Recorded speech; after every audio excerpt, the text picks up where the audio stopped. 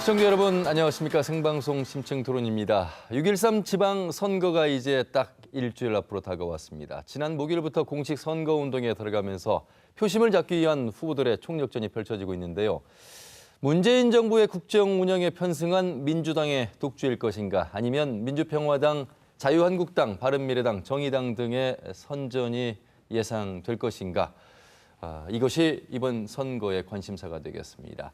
오늘 6.13 지방선거를 앞두고 생방송 심층 토론에서는 선거 분위기와 판세, 그리고 유권자 여러분의 선택에 도움을 드리고자 진행을 하도록 하겠습니다. 시청자 여러분께서도 전화와 문자로 방송에 참여하실 수 있겠습니다.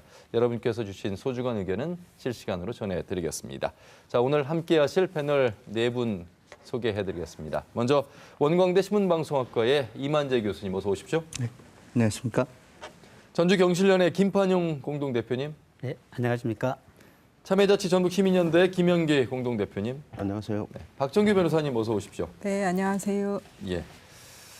자, 남북 정상회담 이후에 북미 정상회담이 예정돼 있고요. 또 많은 다양한 일들로 이 선거를 앞두고 있는데, 그래서일까요? 선거 분위기는 점점 뜨거워지고 있습니다만 유권자들의 민심의 변화는 그렇게 일어나지 않고 있는 그런 일주일 앞을 남겨둔 6.13 지방선거의 분위기입니다. 그래서 먼저 선거 분위기를 각 네 분 패널께서는 어떻게 지금 보고 계신지 분위기 판세를 좀 짚어주시면 좋겠습니다. 먼저 김판용 대표님 어떻게 보십니까? 예, 지금 한반도를 둘러싸고 있는 이제 거대 담론들이 있잖아요.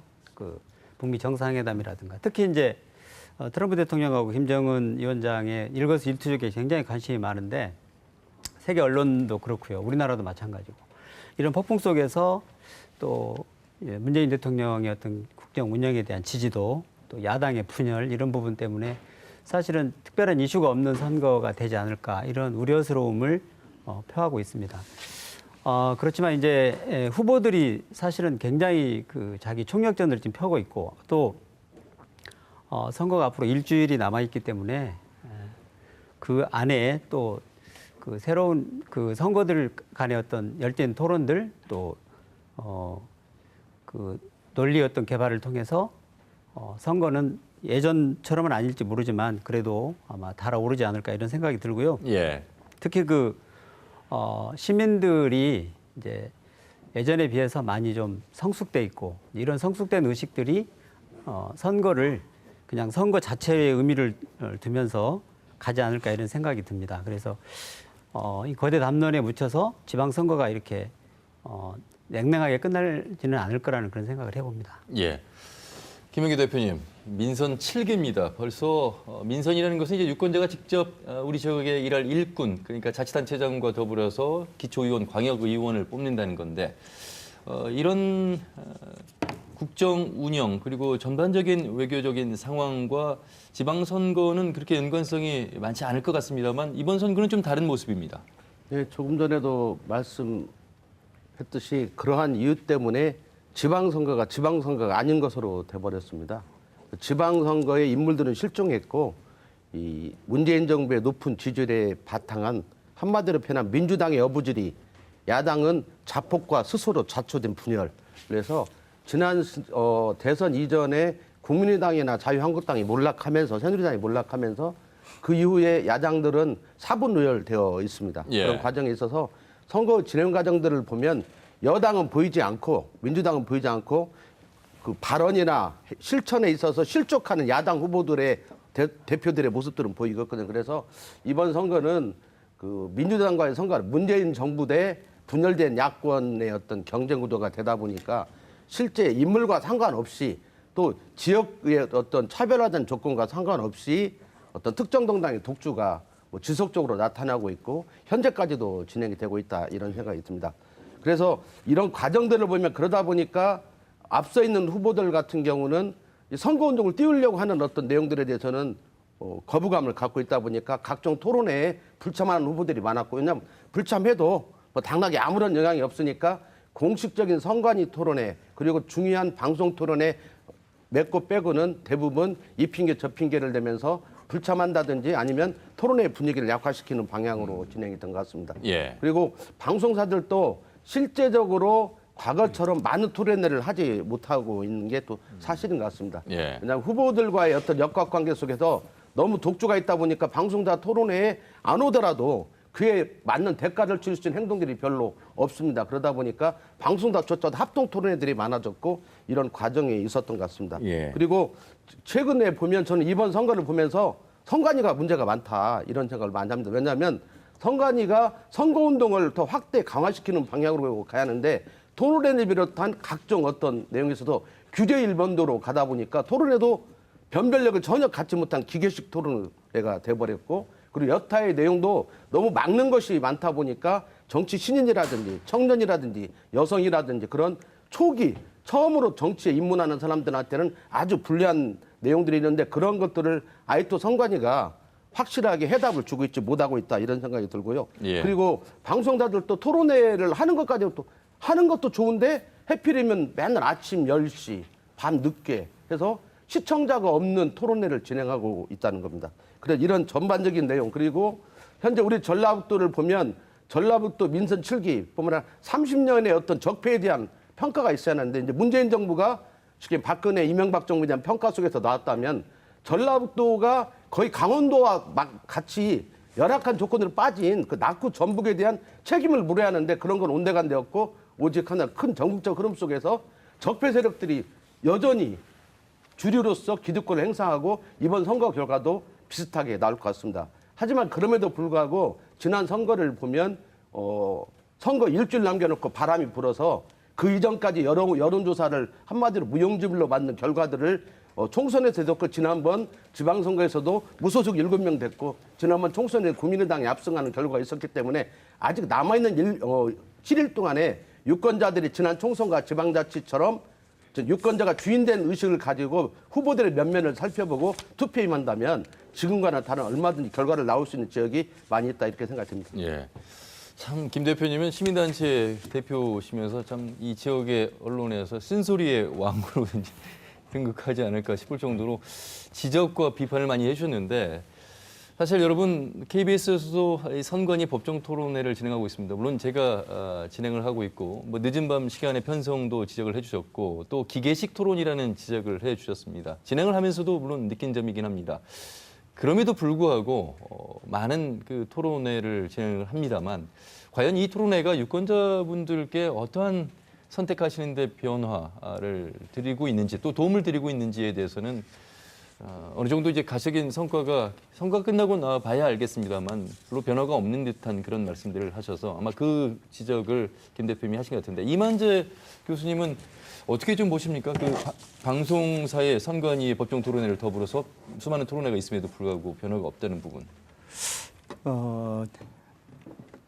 그 국민들 유권자들 입장에서 보면은 이미 그 후보들의 인쇄 홍보물이 공약집이죠. 그게 이제 각 그 댁으로 전달이 된 걸로 이렇게 알고 있습니다. 저도 이것을 꼼꼼히 좀 이렇게 살펴봤는데 사실 그걸 가지고는 정책을 차별화하고 또는 뭐 인물을 차별화해서 내가 누굴 찍어야 되겠다 이런 판단을 하기가 쉽지가 않은 게 사실입니다.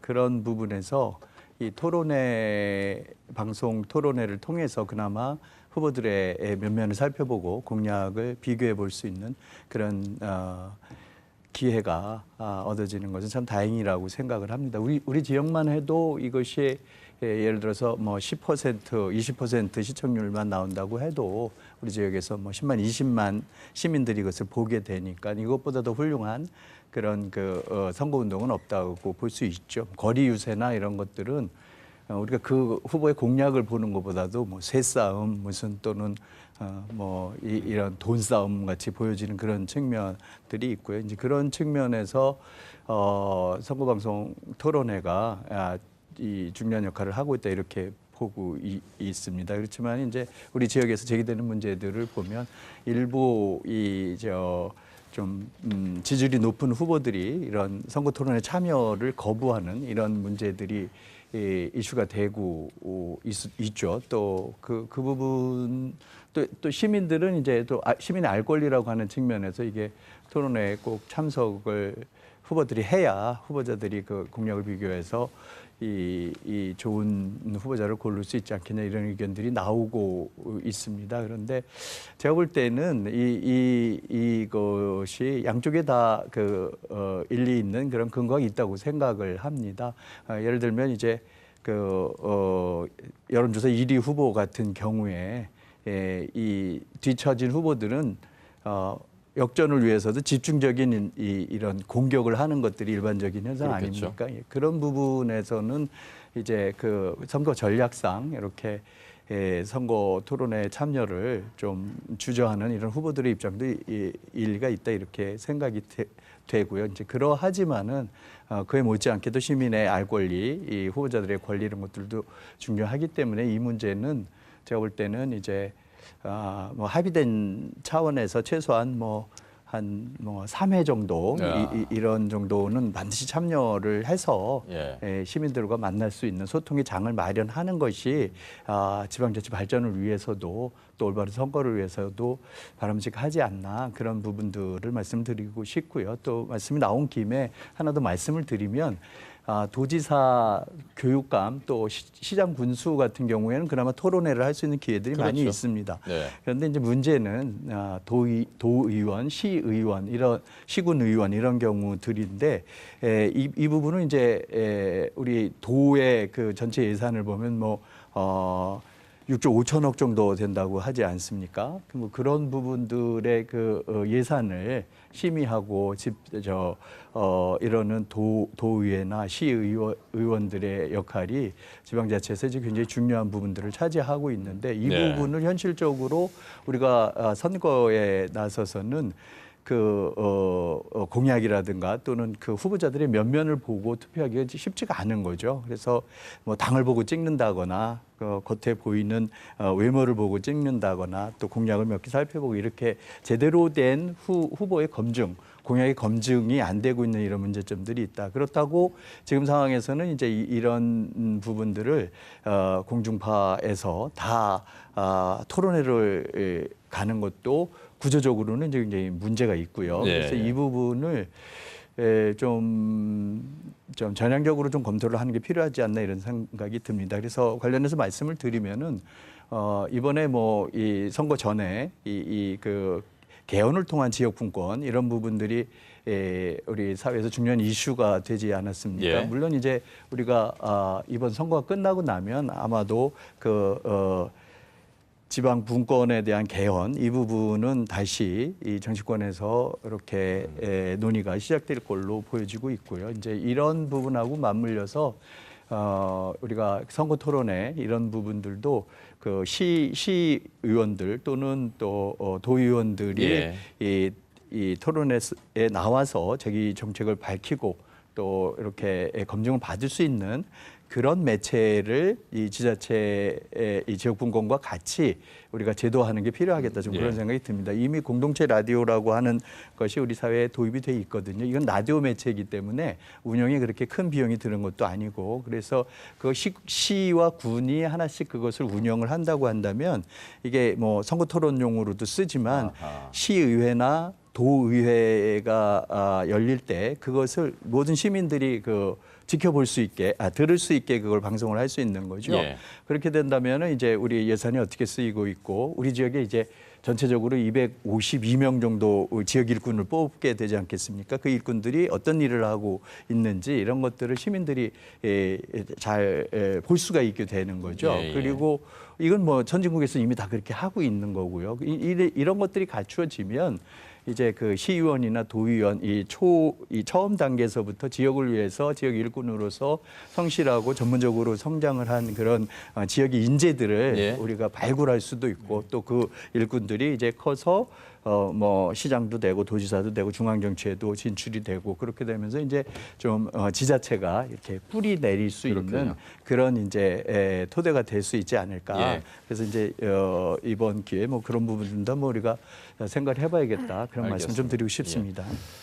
그러니까 지금 선거 분위기가 침체돼 있다는 이야기를 말씀드리면서 다양하게 이제 말씀들을 해주셨는데 그 중에서도 선관위와 이 방송사의 토론회 중심으로 말씀을 하셨는데 자 그렇다면 물론 이제 시장 군수와 도지사 교육감 중심으로 토론회가 있었고 저희 이제 KBS에서 법정 토론회로 광역 비례 토론회가 한 번은 있었습니다만 말씀하신 기초의원 정도는 아예 없는 상황.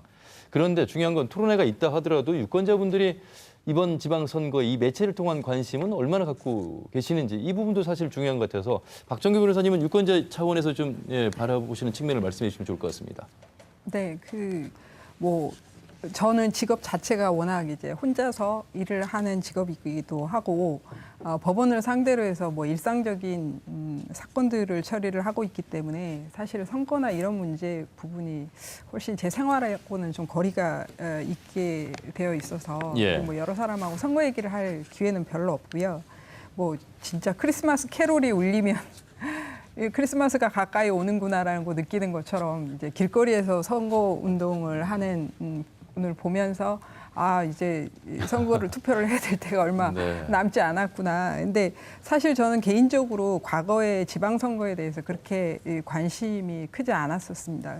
심지어 대선에 대해서도 별로 관심이 없었었는데 과거에 저희들도 다 경험했다시피 과거에 문재인 지금 현재 대통령과 지금 박근혜 전 대통령이 같이 후보가 되었을 때 저희 국민들의 선택과 그 이후에 다시 문재인 대통령을 다시 선출하면서 지금 현재 달라진 모습들을 보면서 진짜 선거라는 게 과거에는 좀 도대체 뭐 누구를 뽑은들 얼마나 달라질 수 있을까라는 좀 약간 패배주의적인 그런 마음이 사실 있었었는데 실제로 문재인 대통령이 이제 국정 운영하는 모습을 보면서 개인적으로 사심이 없이 나라를 운영을 할 때의 모습이 이렇게까지 좋을 수 있구나라는 걸 느끼면서 사실 이런 부분들이 중앙정부뿐만 아니라 지방자치단체에서도 가능해야 하지 않을까. 그러니까 그게 누가 만들어주는 게 아니라 그 지역에 있는 주민들이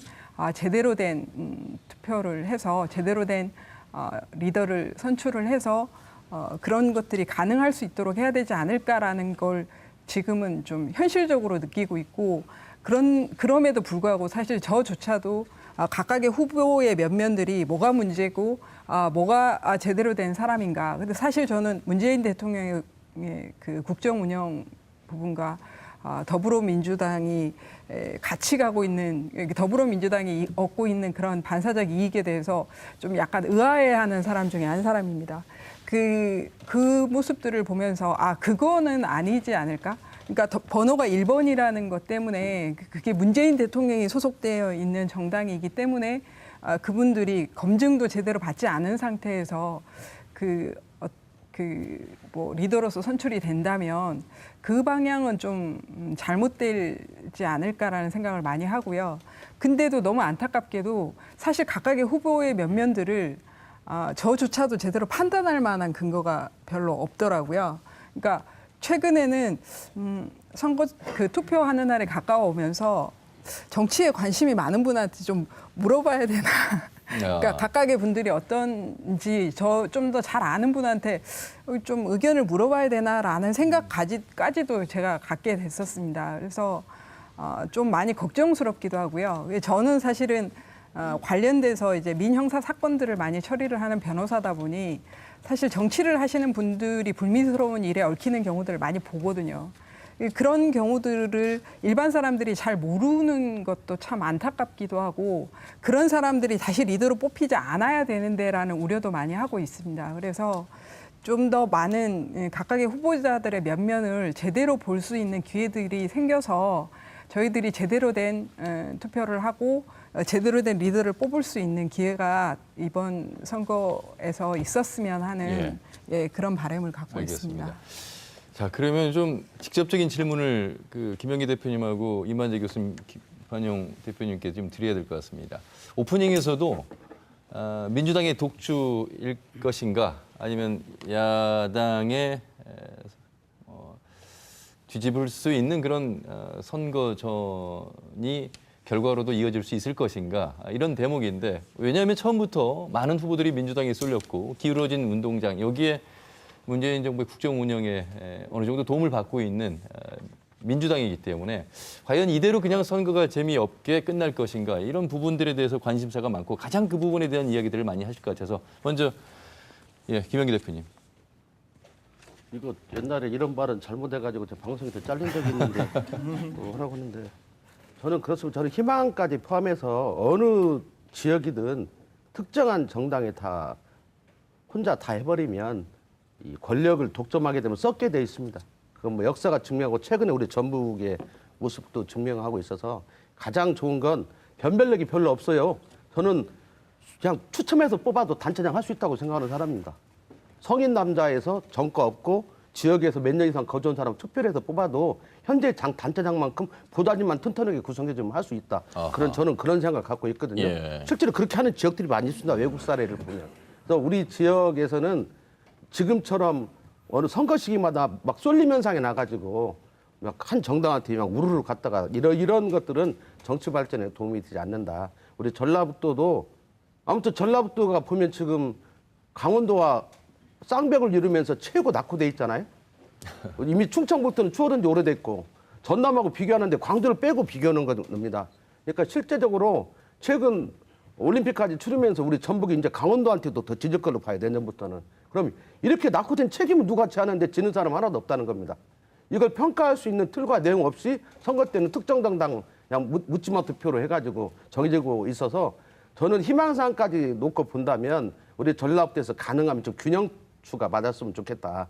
그래서 민주당이 뭐 유리하죠. 전반적으로 유리하지만 저는 변방에는 그나마 저 무주라든지 장수, 임실, 순창 이런 변방 지역에서는 무소속 후보들의 저는 어떤 약진을 기대하고 있고 그다음에 현역 단체장이 현재 민평당으로 있는 곳이 있죠. 그런 뭐 익산 같은 경우는 그나마 그 투표 당일날 1시, 2시까지 개표 방송을 지켜봐야 할 정도 상황까지 가졌으면 좋겠다. 뭐 누가 되든 상관없지만 그런 생각을 가지고 있고 완주, 김제, 남원처럼 이렇게 그 민주당과 민평당이 경쟁하고 있는 곳 이런 곳에서는 좀 더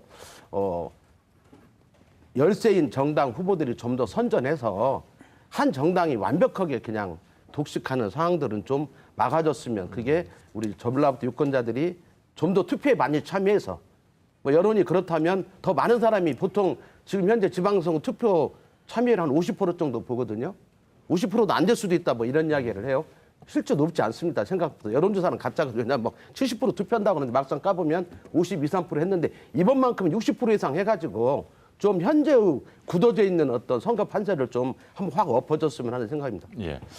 이만희 교수님, 지난 4년 전 6.4 지방선거는 이제 14개 자치단체장 중에 7곳이 무소속이었는데 그때는 이제 양당 정치, 그러니까 보수의 지지가 낮기 때문에 한 당에 대한 견제로 무소속의 후보들이 많이 당선이 됐습니다. 그때와 지금은 많이 다르죠. 교수님 강의 시간에 학생들 강의하실 때 지방선거의 후보자를 선택할 때 정당을 보고 뽑을 것이 아니라 인물과 정책을 보고 뽑아라 이런 강의를 하실 텐데 현실은 사회에 나와서는 이게 되지 않는 구조가 되고 있거든요. 네. 예. 그 부분을 이제 우리 지역의 그 정치 권력의 특수성 그리고 또 특히 이번에 선거에 임하는 민주당의 특수성 뭐 이런 부분들을 같이 좀 얘기해 볼 필요가 있다 이렇게 생각이 됩니다. 지금 그 14년 지방선거 얘기도 하셨지만 그 19대 12년 총선을 보면은 우리 지역에서 11석이었죠 그때는. 그런데 새정치국민연합이 그 9석을 차지하게 되죠. 그리고 무소속 하나, 통진당 하나 이렇게 이제 그 의석이 배정이 되고 그 이후에 이제 요번 전에 20대 총선 10석 중에 20대 20대 그 16년이었죠. 여기 이제 지금 당시 국민의당이었죠. 국민의당이 그 7석이고 이제 더민주가 2. 그때 이제 그 바른미래로 바뀐 새누리가 하나. 한석. 이런 것들의 의미가 사실은 지금 그때 말씀하신 그 당시 14년 우리 그 지방선거에서 시장 군수 14석 중에 7석을 무소속을 차지한 이런 부분들이 그것은 우리 지역의 민심이 그 지방에서 장기 집권하고 있는 그 지방 권력에 대한 정권 교체, 그것에 대한 의지, 그 열망이 이렇게 면면이 이어져 온 거다, 이렇게 저는 읽고 있습니다. 이제 그렇게 그 부분은 이제 김영희 대표님도 계속 강조를 하시지만 우리 뭐 누구나 다 그건 우리 전북의 이 정치 현실의 문제점으로 지적을 하는 부분이 아니겠습니까? 그런데 이번 선거에는 이것이 민주에서 봤을 때는 이게 속으로는 제가 볼 때는 이게 그 지역의 집권 세력들, 그 정권 교체 대상이 되는 권력들이 속에서는 이렇게 같이 합종 연행이 돼서 섞여 있는 부분인데, 겉으로 봤을 때는 이제 평화당이라고 하는 또 새로운 그 집권 세력, 정치 권력이 있기 때문에 예. 겉으로는 민주당이 이 지역 그 정권 교체와 관련돼서 굉장히 자유로운 이런 구도에 놓여져 있는데, 말씀드리고 싶은 거는 이제 그 내용의 면면을 보면 이게 큰 차이가 없는 거죠. 이게 이제 유권자 여러분들이 다 들어보시면. 그러니까 말씀하신 누굴 찍어야 될지 이게 차라리 이 투표를 안 해야 되나, 이런 이제 의견들이 나오고 있는 이제 그런 면들이 있고요. 이제 그렇게 되는 상황에서 그게 이제 두 가지로 보여집니다. 정권 교체 열망이라고 하는 부분도 있지만, 또 일부에서는 이제 우리가 그 중앙 정치의 영향력을 전북의 정치가 확장돼야 되는 그런 필요성, 이런 부분들에 대한 열망을 가진 표심이 한쪽에 좀 있고, 또 일부에서는 그래도 민주를 향한 변화 발전의 이런 그 의지를 가진 유권자의 표심이 있고, 이 표심이 우리 지역에서 이게 좀 이렇게 합쳐져서 이게 높은 민주당 지지율과 같은 형태로 이게 나타나는 그런 추세다. 그런 분석을 좀 해드리고요. 이제 여건이 이렇게 되는 상황에서 뭐 교과서적인 얘기일 수밖에 없으나, 그 당에 우리가 너무 선거의 선택을 당을 중심으로 할 것이 아니라 지역을 위해서는 그렇게 인물에 대한 이런 부분들을 꼼꼼히 좀 따져보는 것이 지금 시점에서 필요하지 않나, 이런 생각이 들고요. 또 하나 예. 말씀드리고 싶은 것은 지금 뭐 앞에서도 말씀드렸지만 이게 지금 우리가 지방자치가 3년째 아닙니까? 이런 부분에서는 이제 헌법 개헌을 통해서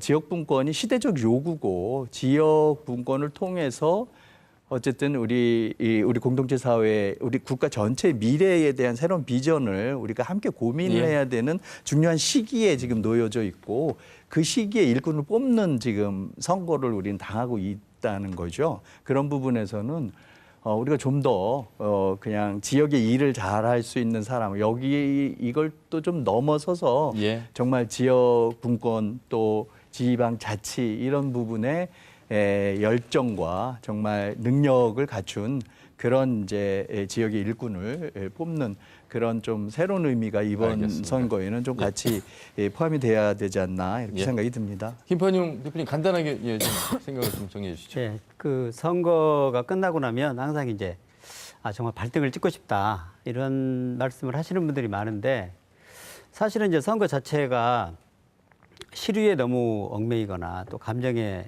치우치거나, 그래서 지금 자체를 보면 이제 지방의 어떤 권력이라든가 이런 정치인들 어떤 행태 자체를 보면 사실은 이대로 가면은 희망이 안 보인다, 이런 분들도 계시거든요. 그래서 저는 어느 한쪽의 어떤 독주보다는 사실은 이 다양성이 좀 존중되고, 또 당이나 이런 쪽보다는 인물을 우선하고, 이런 것들이 우선 선거에, 특히 지방선거에서 중요하지 않을까, 이런 생각이 드는데요. 아까 이제 김영기 대표님도 말씀하셨지만 민주당이 이대로 가면 이제 뭐 정말 압승할 것이다, 뭐 독주할 것이다.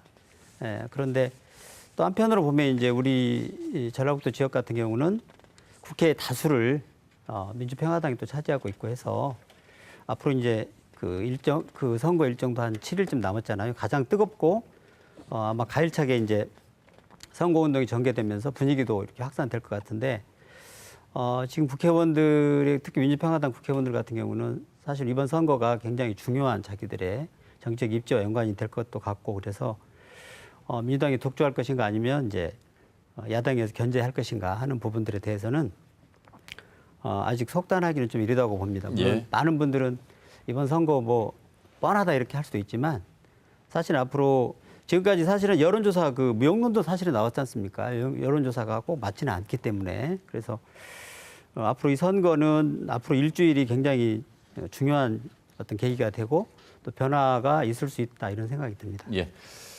자, 선거의 결과도 중요하겠습니다만 여러분 선거의 과정도 중요하죠. 왜냐하면 계속해서 저희가 선거를 치러야 되기 때문에 그 선거 과정 속에서 혼탁한 선거 과정들이 있었습니다. 이걸 간략하게 좀 스피드하게 좀 답변을 해주시면 되겠습니다. 김 대표님 먼저 민주당, 민주평화당 당선권에 있는 비례대표 후보들로부터 그에게 이 당비 받아서 논란이 된 부분이 있어서요. 예. 뭐 어제 오늘 이야기가 아니고 그 당이 어려우니까 그 비례대표 후보들에게 뭐 특별당비 형식으로 항상 받아왔는데 얼마 전에 이제 보도를 보면 선관위에서 각 정당에 세금을 줬어요. 정당 운영금을 줬는데 어마어마한 액수들이 받았음에도 불구하고 또 이 후보자들한테 부담을 시켜서 또 선거를 치르려고 하는 모습들은 참 여전히 안 바뀌고 있다. 뭐 이런 생각을 할 수가 있습니다. 처음에는 더불어민주당 쪽에서 어떤 그런 일이 있었는데 곧바로 또 민평당도 바로 아니나 다를까 따라가서 그런 내용들이 보도되고 그랬는데요. 실제적으로 우리가 선거 공영제는 우리가 15% 이상 되면 또 보존도 다 해주지 않습니까? 그렇기 때문에 또 당비들도 많고 또 지역 정부에서도 선관위 선거 시기에는 보통 때보다 더 훨씬 많은 액수를 지원하고 있으니까 그 안에서 해야만 비례대표를 돈 없는 사람은 할 수 없다는 거죠. 예를 들면 5천만 원씩 내려가면 5천만 원 없는 사람은 어떻게 그 비례대표 응할 수가 있습니까? 그러면서 말로는 그러면서 청년 신인들 응하라고 하면 그 돈 없는 사람들 또 그 돈만 들어가는 게 아니지 않습니까? 또 선거를 치르려고 하면 또 14일 동안 또 뛰어다녀야 하고 이러는데 돈 안 드는 선거에도 역행하는 거다. 저는 그런 생각이 듭니다. 그런데 그 후보 토론회에서 말이죠. 네. 그 당선권에 있는 후보가 이렇게 반론을 냈어요. 그러니까 당비를 먼저 내고 그 비례대표에서 순위를 받은 것이 아니라 순위 받고 나서 자발적으로 낸 것이었다라고 얘기를 하는데 그런 부분도 저도 예. 저 통화도 해봤는데요. 예. 세상에 5천만 원이나 드는 들 자발적으로 낼 사람은 없습니다. 그렇습니까? 뭐 어떤 형태로든 압박이 들어가기 때문에 내는 거고 예. 그렇게 봐야죠. 알겠습니다. 자, 그리고 뭐 시작부터 공천 과정 경선 문제에서도 뭐 불협화음이 일어나서 이 부분도 좀 짚어주셔야 되겠습니다. 이만재 교수님. 네, 저는 이제 민주당의 제안적으로 좀 말씀을 드려보면요. 아직까지 우리 지방이 중앙 권력과 분리가 되지 않고 있지 않습니까? 그래서 지역의 국회의원들이 사실은 지방선거 우리 이 전북으로 말하면 뭐 252자리에 해당하는 그런 공천, 경선 이런 것들을 지역의 국회의원들이 다 책임을 지고 이렇게 영향을 미치고 있는 걸로 이렇게 생각이 됩니다. 그런데 앞에 말씀드린 것처럼 지역에 지금 민주당 국회의원은 이제 두석인 셈, 두 의원이 이제 이런 부분들을 경선과 공천을 다 관리를 하는 걸로 제가 이렇게 보여집니다. 이제 그러다 보니 앞에서 말씀드린 대로 이 기존의 이 지역의 장기 집권을 해온 지방 권력이 뭐 국민의당, 평화당, 민주당 뭐 이렇게 이름을 바꿔가면서 이 지방 권력으로 정착을 해왔는데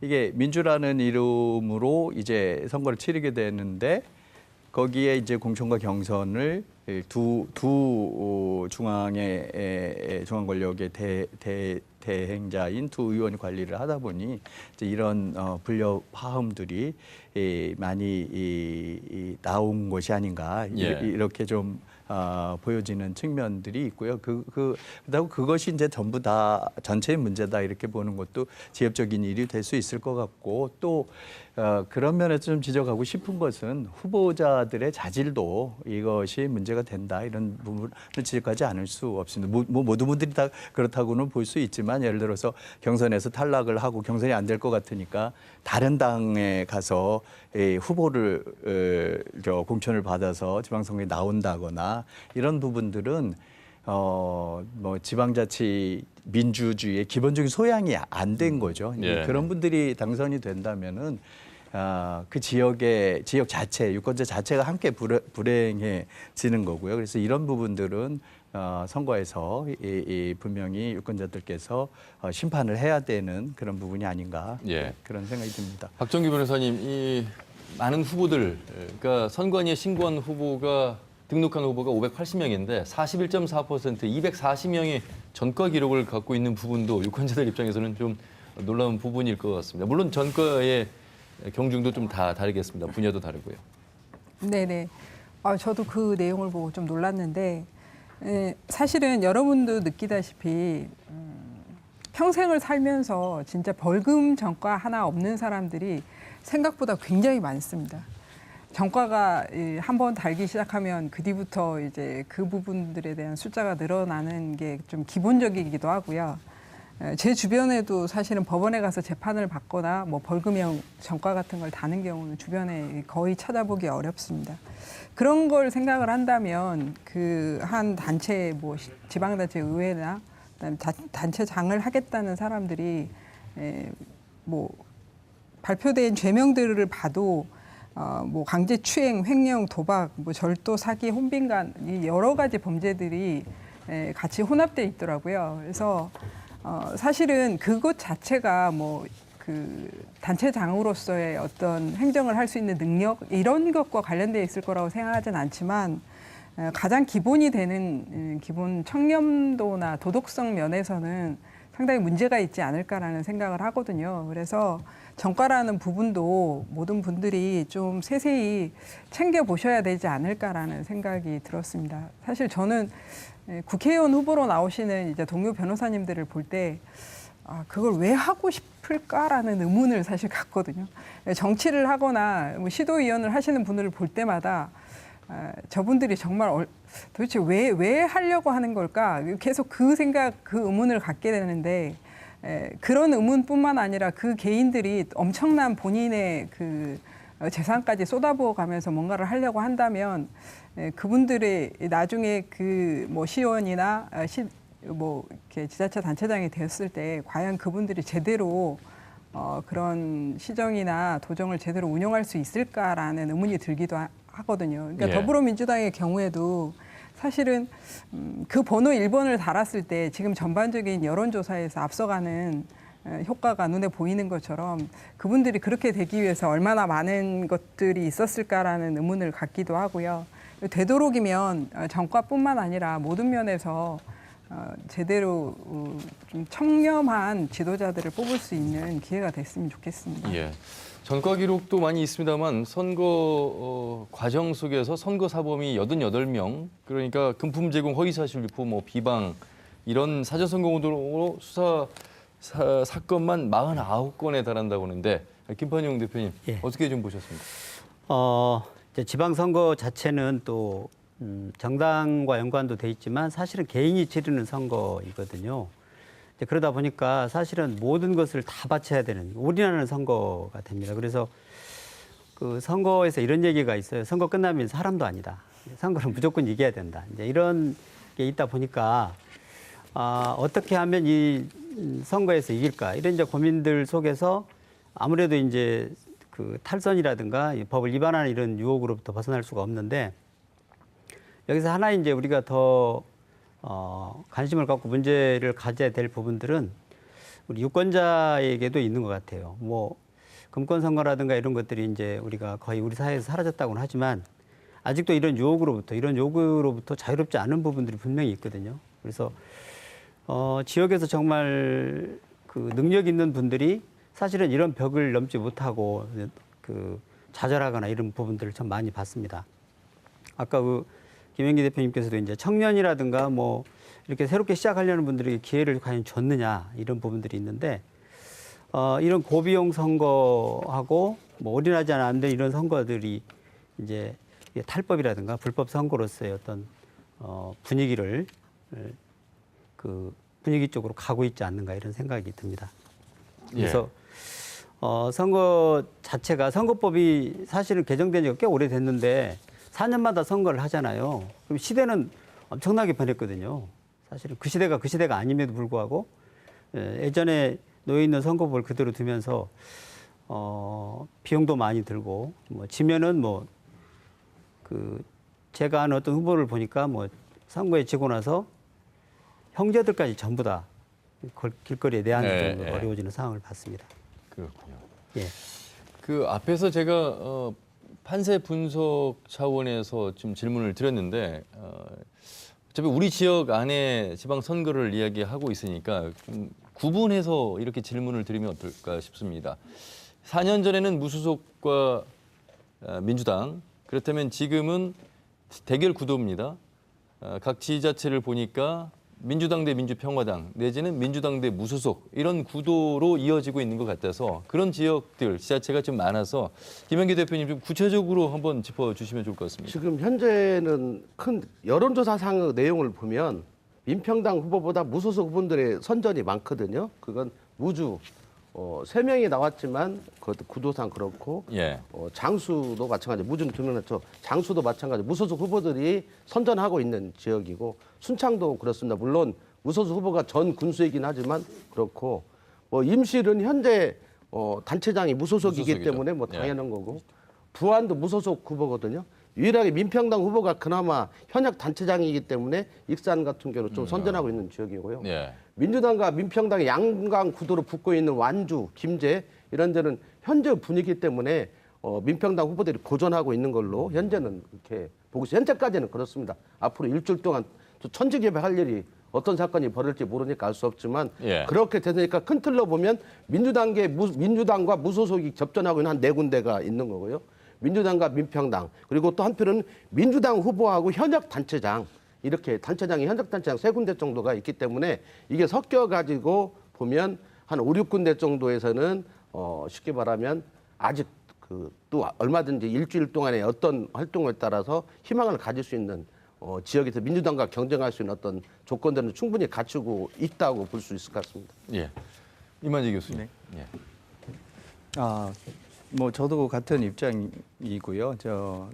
제가 뭐 정치 분석을 하는 전문적인 입장은 아닙니다만은 무식하니까 용감하게 말씀을 드리면 현재 판세로는 여론조사나 이것들을 보면 뭐 향후에 어떻게 전개될지 모르겠지만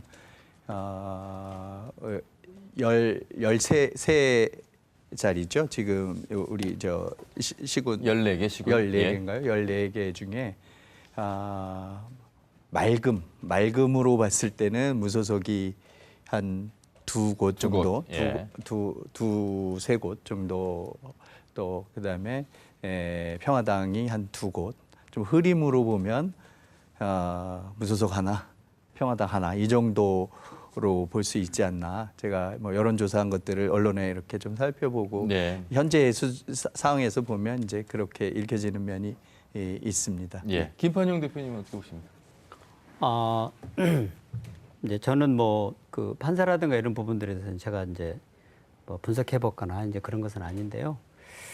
전체적으로 보면 이제 지금 정당 지지율 경우에 보면 무소속은 사실은 정당이 아니기 때문에 지지율이 하나도 안 나오잖아요. 그런데 이제 지역에서는 사실은 또 더 우세한 부분들도 있고 이제 그러다 보니까 지난번에 무소속이 많이 당선된 것은 이제 민주당에 대한 어떤 견제 이런 것들이 있었는데 이번의 경우에 이제 그 현역 민주당들이 이제 아무래도 그 기존 입지가 있기 때문에 그렇게 하고 있고 지금 그 민주평화당의 경우에도 이제 한 곳에서 이렇게 선전하는 것으로 이렇게 나오는데요.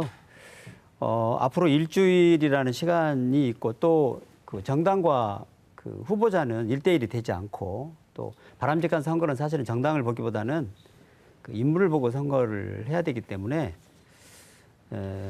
그 상황 자체에 대해서 지금 관심 있는 몇 군데에 대해서 틀림없이 어떤 변화가 있지 않을까 저는 그런 생각을 합니다. 예. 한 군데를 좀 꼭 해야 네, 되는데요. 김 대표님. 예. 그 교육감 선거인데요.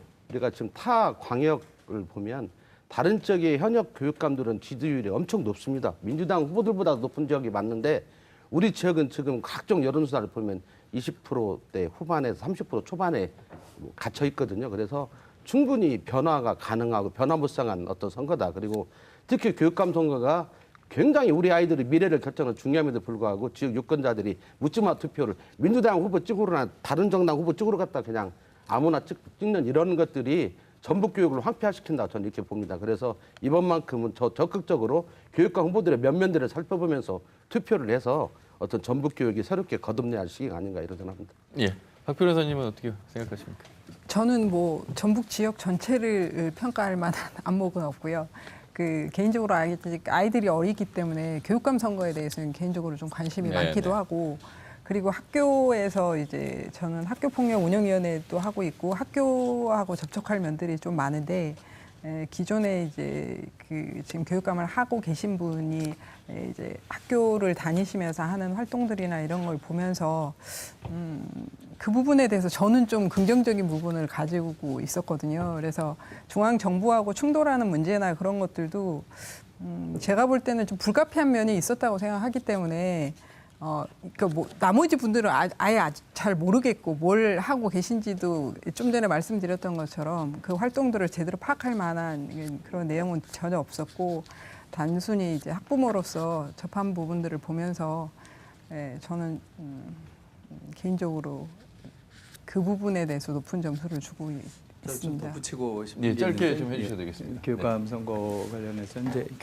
우리 전북교육청 한 해 예산이 3조 3천억 정도 됩니다. 상당히 많은 거죠. 도청이 5조니까. 그리고 교원 수가 2만 명 정도 되고 있고요. 그리고 교육감이 학교 설립권이나 교육인사권 또 그 학교 교육 도와주시는 많은 그 비정규직 이런 분들의 문제라든가 또 기초학력 문제라든가 이런 것들을 해결해야 되는 그런 부분에서 어떤 분은 그런 간단히만 또 말씀드리면 어떤 분은 그런 얘기를 해요. 예를 들면 우리 이 전북 지역에 학생들이 어른들에게 인사 잘하고 또 휴지가 떨어져 있으면 휴지를 줍고 이런 것들 그 교육이지 않습니까? 그런 것들을 교육 철학을 갖고 정말 우리 전북이 그것 하나만이라도 잘 하게 된다면 교육을 떠나서 우리 전북이 정말 살기 좋은 곳으로 만드는데 이렇게 나갈 수 있는 이런 것이 아니냐. 그런 부분에서 교육감의 교육 철학이라고 하는 것이 굉장히 중요하다. 그래서 이런 중요한 위치에서 그런 부분들을 예. 꼼꼼히 따져보고 선거하는 게 필요하다. 그런 점은 좀 덧붙이고 싶습니다. 알겠습니다. 시청자 여러분께서도 많은 의견을 주셨습니다. 몇 분 의견 소개해드리겠습니다. 많지 않은 토론회를 거부한다는 것은 도민의 알 권리를 무시하는 것이라 생각한다. TV토론의 불참 후보는 유권자를 얕잡아보고 무시하는 것이다. 낙선운동으로 심판해야 한다는 의견 주셨고요. 원하는 후보자 토론회가 언제 하는지 적극적인 홍보가 필요하다. 이번에 각 방송사 홈페이지 및 주요 포털에서 토론회 일정을 찾기가 매우 힘들었다. 방송사에 대한 지적을 좀 해주셨고요. 유권자들이 정치권 공약을 보고 잘 판단해 투표해야 한다라는 다양한 의견을 주셨습니다. 이제 마무리를 해야 될 시간입니다. 사실 선거 전반적인 것을 판세와 분위기를 점검한다는 게 짧은 시간에 한계가 있습니다. 그래도 판세가 여러분들의 분석에 도움이 되셨길 바라면서 마무리를 좀 해주셨으면 좋겠습니다. 김판용 대표님 먼저 좀 해주시죠. 네, 그 4년마다 이제 선거가 오는데 사실은 그 4년이라는 기간이 굉장히 긴 시간입니다. 우리 사회가 지금 변화하고 있는 걸 보면.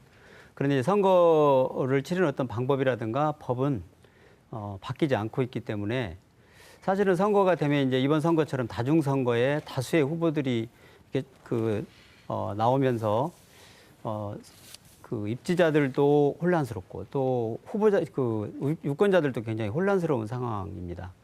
우리가 유세를 하는 걸 보면 길거리에 나가서 이제 제일 먼저 좋은 자리 나가 사거리에서 주로 이제 짧게 춤을 정리 추는 좀 해주셔야 쪽으로 됩니다. 예. 춤을 추는 그 무용수로 전락한 후보들이 상당히 많잖아요. 그래서 유권자들께서 좀 관심을 갖고 정책이라든가 이런 걸 분명히 보고 선거에 임했으면 좋겠습니다. 예, 이만재 교수님. 네. 지금 지역 분권에 관한 헌법 개정이 우리 사회에서 논의되고 있습니다. 그래서 지역 분권이 시대적 요구가 되는 상황에 치러지는 지방선거 이런 부분에서 우리가 기존에 치르던 지방선거보다도 좀 더 성숙한 그런 자세가 필요하다 이런 부분을 말씀드립니다. 중앙 권력과 지역 권력의 분리 문제라든가 지역의 조세, 지역의 입법 그리고 지방 권력을 견제하는 주민투표제, 주민소환제 이런 것들이 이번 선출된 이 지역의 일꾼들이 그런 문제들을 해결해 나가고 새로운 것들을 제도화해야 되는 그런 일꾼을 뽑는 이번 선거에 우리가 좀 더 신중한 선택을 하고 또 무엇보다도 투표에 선거에 꼭 참여를 하는 것이 그런 새로운 지방자치로 가는 출발이 아닐까 이런 점을 말씀드리고 싶습니다. 예, 박정규 변호사님. 네. 저부터도 열심히 지금부터라도 후보자들의 면면을 잘 살펴보고 제대로 된 지도자를 뽑을 수 있도록 노력하도록 하겠습니다. 예, 김 대표님. 저는 이번 선거를 보면서 이 무소불위에 권력 가지는 단체장은 재선 이상을 못하게 하는 입법 활동을 꼭 해야겠다 선거가 끝나고 그 생각을 했고요. 그래서 이 황제들한테 권력을 오려주면 10년이면 옛날에 가만히 지금 뭐 3년이면 4년 바뀌는데 세 번은 있을 수 없는 일이다 이런 생각을 했고 이번 공약을 한번 보니까 대학 교육을 무상으로 주겠다고는 후보가 있더라고요. 큰 예산이 들어가지 않는답니다. 왜냐하면 국가장학금 빼고 나면 완주에 있는 후보가 제시한 건데 국가장학금 빼고 나면 실제 그 전체 완주군 예산의 3% 정도면 가능하다고 하니까 저는 실현 가능성이 있는 공약으로 봐갖고 소수장 후보이긴 한 유광수 후보가 통일 경제를 이야기하고 있어요. 뭐 재벌들만 이야기하는 건 아닌 것 같습니다. 그래서 그런 그 이후에 많은 공약들이 있는데 이렇다 할 공약 없이 무사안일하게 그냥 대충 선거 치러가지고 당선되려고 하는 사람이 너무 많은 선거이기 때문에 유권자들이 꼼꼼히 보고 투표한다 이런 생각합니다. 예. 자, 여러분 바람이 불어야 나무가 흔들리는데 만약에 바람이 불지 않고 나무가 흔들릴 수 있는 건 나무가 춤을 추면 바람이 흔들리고요. 나무가 잠잠하면 바람도 잠잠하다는 윤동주 시인의 나무라는 시가 있습니다. 우리가 나무가 모여서 숲이 되고 한 인간이 모여서 사회가 되죠. 우리가 춤을 춰야만 바람이 불겠다 이런 생각을 해봅니다. 여러분이 그 바람을 일으킬 수 있습니다. 그것은 적극적으로 참여를 하셔야 됩니다. 공보문을 보시고 어떤 후보가 어떤 공약을 제시하고 있는지 어느 후보가 적임자인지 여러분들이 7일 남았습니다. 적극적으로 관심 갖고 투표에 참여하셔야 되겠습니다. 오늘 6.13 지방선거를 일주일 앞둔 시점에서 6.13 지방선거 분위기와 판세를 짚어봤습니다. 네 분 말씀 잘 들었습니다. 고맙습니다. 예. 네, 내일 오전 10시에 또 선관위 법정 토론회가 준비되어 있습니다. 그리고 내일 밤 11시에도 도지사 후보 초청 토론회가 준비되어 있습니다. KBS 토론을 통해서 많은 도움 받길 바라겠습니다. 자, 늦은 밤까지 시청해주신 여러분 고맙습니다.